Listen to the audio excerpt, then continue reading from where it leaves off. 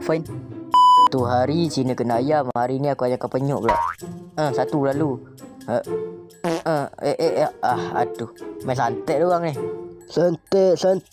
Kau tak pernah main, salahkan santet pula. Ni aku tutup sikit.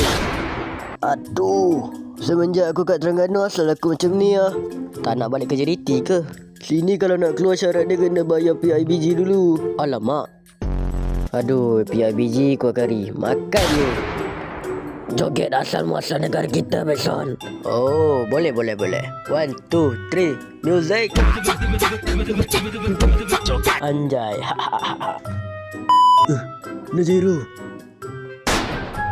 Let's go, goal. Cak.